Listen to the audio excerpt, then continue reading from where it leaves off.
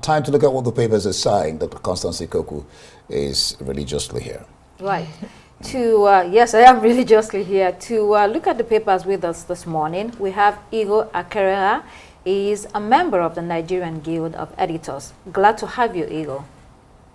Good morning, Doc. Good morning, Dee, and the team. Yeah. Good to have you back. Morning. Sure. Right. Okay, hello there and welcome to the program. We'll begin with this day newspaper. 25 observer groups knock at the Guba poll, object to collation of ward LG results. Kekere-Ekun confirmed as Chief Justice seeks reform. Presidency cabinet reshuffle imminent. Move will be hinged on minister's performance. This was made known by the spokesman to the president, Bayo Onanuga. He says the president has expressed desire to do this to change his cabinet, although he cannot categorically say when. There you go again, talks of a reorganization of the president's team. If he does so, expectations will be that he doesn't replace them with a fresh set of uninspiring team members. Is it right to say that, Iyo? Well, the papers reported this story. I think it was a major story yesterday, and most Nigerians are expecting this. They believe that the 46 cabinet position that the president gave out 2 months after he was sworn in on May 29 last year, many of the ministers are simply just occupying their positions. They are not doing anything. And that has impacted negatively on the performance of the federal government. So I think it is just right that the president at this point, where there had been some speculation around the issue, whether the president was going to reshuffle his cabinet or just leave them as former President Buhari left his cabinet almost intact for 8 years, as it were. But I think President Bola Ahmed Tinubu is a bit more proactive, and there is also talk that he listens more. So I'm sure he has gotten the feel out that there's a need to rejig the cabinet for efficiency, productivity, and better output. Right. And indeed, when you look at the second aspect of that story, it talks about the petrol pricing war between Dangote refineries and the NNPC Limited. The presidency has essentially said, you know what, you are at liberty to determine the prices, and they've washed their hands of this controversy. The whole thing about that policy, it's annoying. It reeks of non-transparency when Nigerians are suffering, because I read somewhere the Dangote was saying total removal of subsidies, and I'm saying to myself, is Dangote a Nigerian? Is he in Nigeria? Doesn't he know what is happening? Doesn't he know what the policy is already costing to Nigerians? What Nigerians will want is transparency. The EVC of NNPC one time came here and said NNPC needs total regulation. NNPC says there is regulation. That's why the price is like that. So it's back and forth here and there. There's no transparency, and Nigerians are having to pay the brunt for all this skyrocketing increase in the pump price of fuel. Certainly, I'm sure there won't be more on that story in the future. Let's look at Daily Trust. Why Tinubu can't intervene in Dangote NNPCL fuel price feud. Again, that story at the top page there. MSMEs can survive on current interest rates, according to Fidelity Bank MD. And then you have a hardship. Civil servants go to work twice a week. Even feeding is difficult. Only Lagos, Ogun, Oshu approve of days. We pretend we don't know what's happening, according to one director. I mean, the bruising high cost of living is taking its toll on productivity. The civil service generally wasn't even that productive to begin with. Now the cost of transport is dealing a crushing blow to whatever we had before. It's worrying, Igor, isn't it? Absolutely, it's troubling. Of course, we are living in troubling times. I'm also particularly disturbed that 6 months, almost a year after the president promised that he was going to roll out CNG buses to mitigate the impact of subsidy removal, we've not seen any bus. I remember in my growing up, I saw civil servants commuting in buses provided by their respective ministries, departments, and agencies. Even private companies, they provided buses to ferry their staff to work. So gradually we have depreciated over time, and hardship has come in. Nigeria is reputed to have to be experiencing multidimensional poverty, and it is affecting the civil service. And as we all know, if the civil service is not performing at optimum, then of course we know what that means, the implication for the national economy. No reason we are not really competing at the global stage right now. So there is so much work for the government to do, and this is really the time to rejig the ministries, departments, and agencies and bring in ministers that have vision that can drive the government's progressive agenda. Nkechi, it says here that some bosses look away, and it's difficult to blame them because this hardship is real and it cuts deep. Exactly, and it cuts across both ways. Bosses, I don't think really it's what to say is that they're looking away. They just don't have, there's so much that they can do with so little that they have as well. And when you have some state governments reducing the days of work for civil servants, I think that's is not really a solution. It's more of an acknowledgement of a failing system, right? The very fact that such a policy exists that, look, just come to work twice a week if you cannot afford. That's so little. That exactly. And you already said, look, civil servants were not even already productive. You can imagine how much of output they were losing, how much of impact they were losing to have people just come to work 2 times in a week. And what does this mean for the economy? Workers saving on transportation, but informal workers are going to have an impact on this. If you're having less people commuting to work, you're having less people buying from food vendors, buying from petty sellers by the roadside. I think they also mentioned in Kano State, some civil servants even resort just to trekking to work. Skipping meals as well has been a big part of this story. And this just translates to less productivity in the long run. And we're only talking about civil servants. We're not even started talking about private workers as well. Right. This affects both personal income and business income, like you said. Right. It's the spiraling effect. Chain reaction. That the government doesn't seem to be thinking about. Right. Okay, let's look at Punch newspaper. There's that Dangote and MPCL story again. Marketers plan direct petrol purchase because of that. Government mulls 30% TET fund allocation for student loan. FG proposes NIN tax for foreigners. Yahaya Bello, EFCC files fresh 110 billion naira fraud charges. Kekere-Ekun warns judges against corruption after Senate confirmation. The new Chief Justice of the Federation, Kudirat Kekere-Ekun, was screened for almost 2 hours yesterday by the National Assembly and confirmed thereafter. She told the part of many public officers by speaking about corruption and how it will not be tolerated. Igor, how possible is it for her to fight this corruption? A lot of people in the past have said that and failed woefully. What is it going to be like? What do you think? Yeah, you are right on point. We have had CJNs, that is the Chief Justices of Nigeria, making these promises. And then once they get into office, it's either they are overwhelmed or they just then sit back. And then when they are being pulled out of the bench, they then make recommendations of how they think the bench should have done better. So for Kekere-Ekun, she has a beautiful track record. She's noted to be quite disciplined and no nonsense. I hope she's able to walk the talk. The screening yesterday, 2 hours, as the papers rightly reported, was quite grueling when she was made to answer a couple of questions. In the first place, that is what the parliament should be doing rather than this culture of take a bow and go. I was quite impressed yesterday when the questions were tumbling in, and then she confidently answered most of the questions.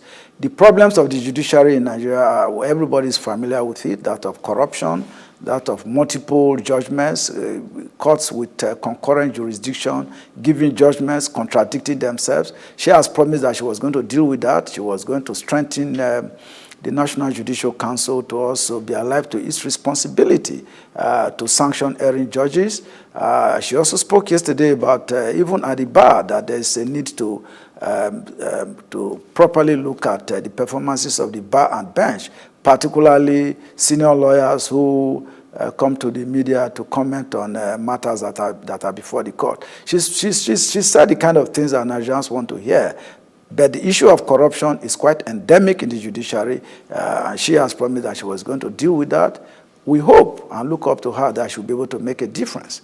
So the time for her now is already ticking and it's running. So we are watching to see how she lives up to her promises. You're correct. The time is already ticking. And when you look at that issue, you might have the zeal, but if you don't have the support of your boss, you meet a lot of brick walls. So under this government, does this government have what it takes to fight corruption? It's called the level playing field. Right. Whole ground.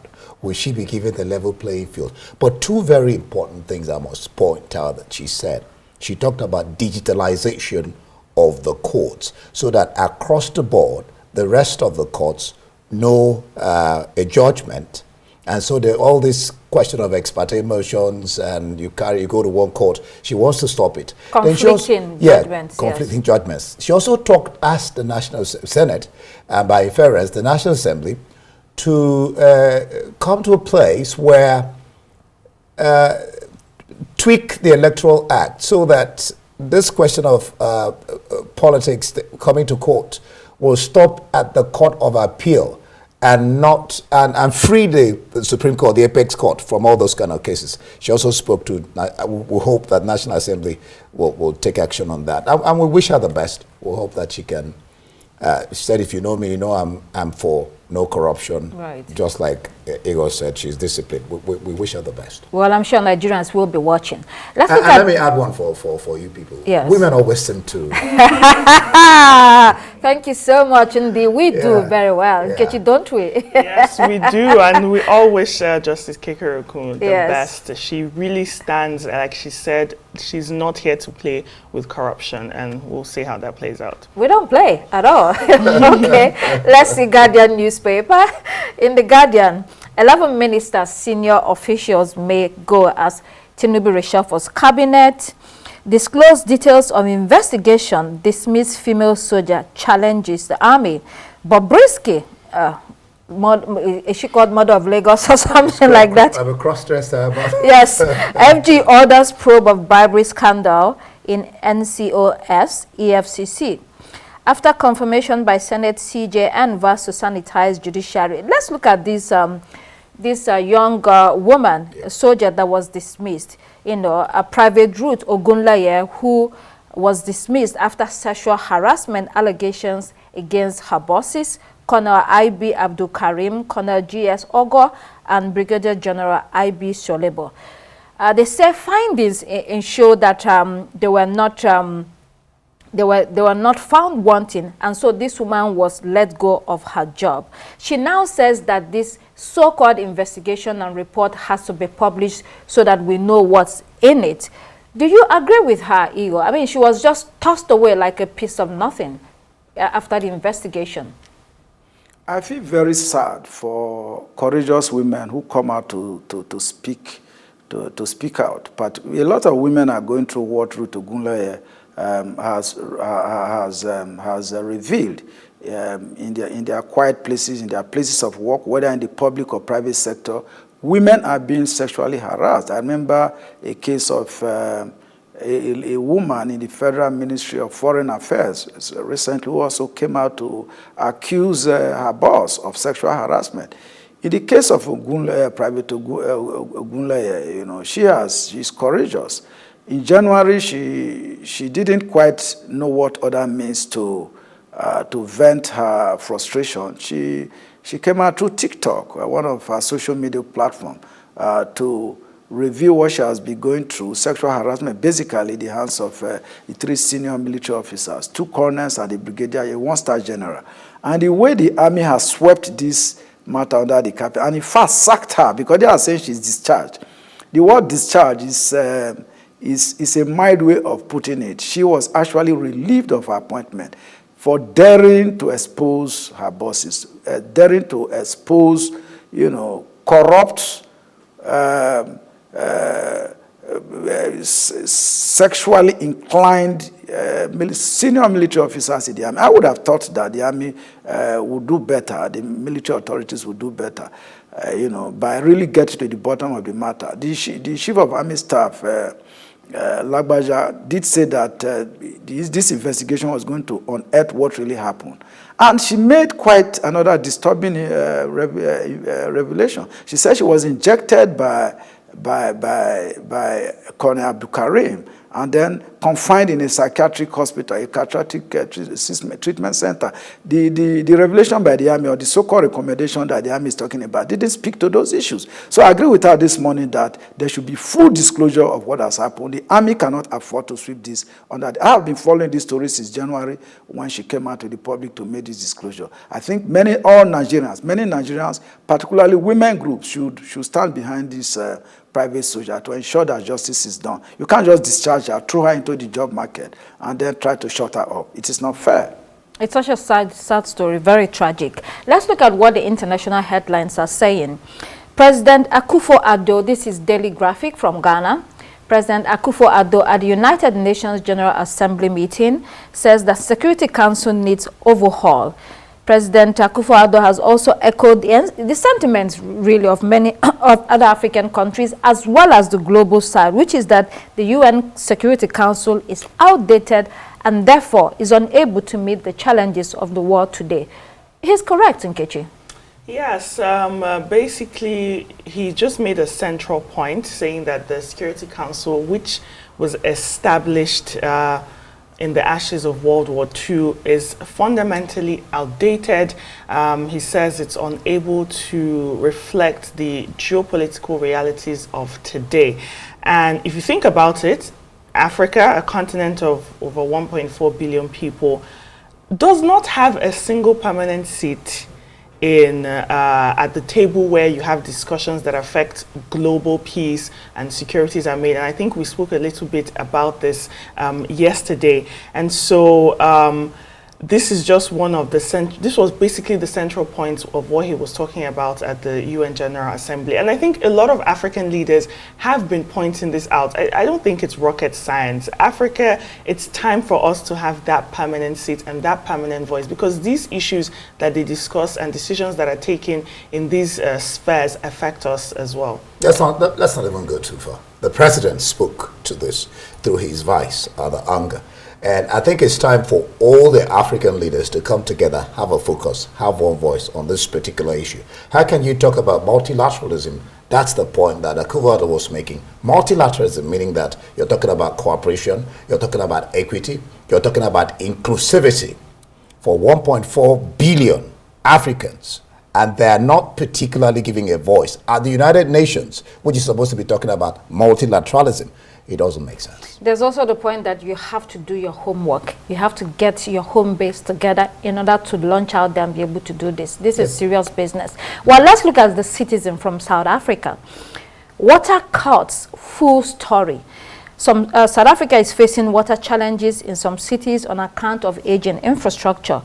Residents of certain cities have been told they must brace for a real crisis, and they have to restrict water usage in order to be able to manage what is going on.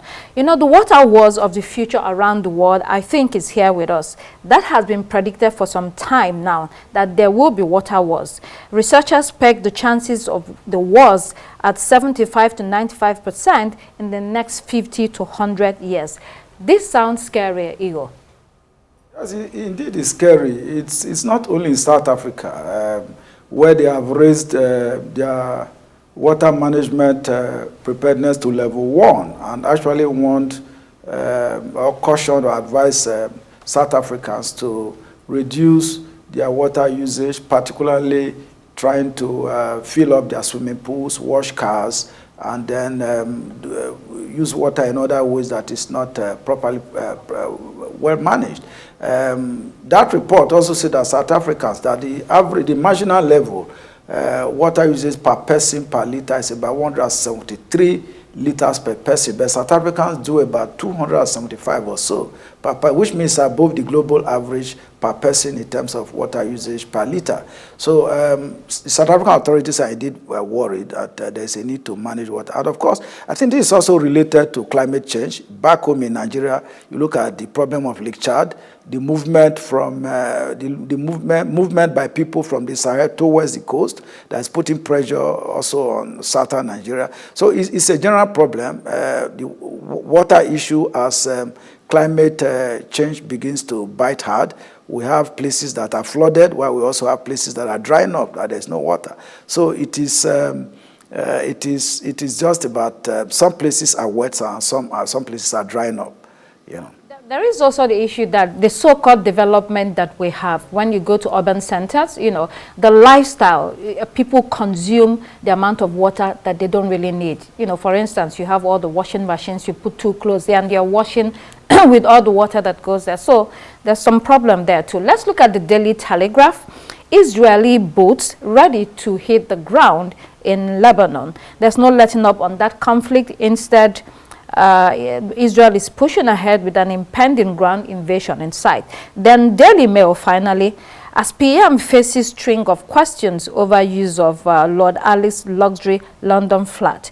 Keir Starmer, the PM of the United Kingdom, has to face a lot of questions in regard to the freebies he received from Labour donor Lord Ali.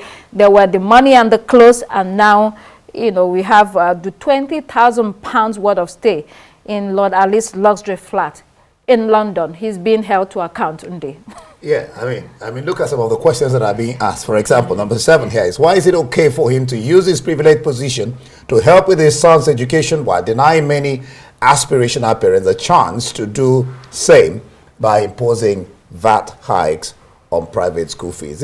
It has about 10 questions listed. In fact, some people are calling him hypocrites. You're taxing people, and then you're creating an environment for your son to have the best. You know, there was a report, I think, some time ago, where it said that Starmer has received the highest number of gifts than any prime minister. Well, a lot of questions there for him. UK. Yes. Exactly. I think it's a case of do as I say and not do as I do. The Sadducees are the Pharisees.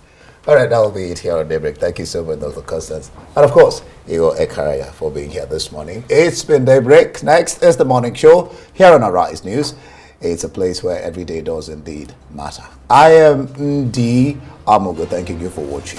Up next is the morning show. I am Nkechi Nana. Thanks for watching.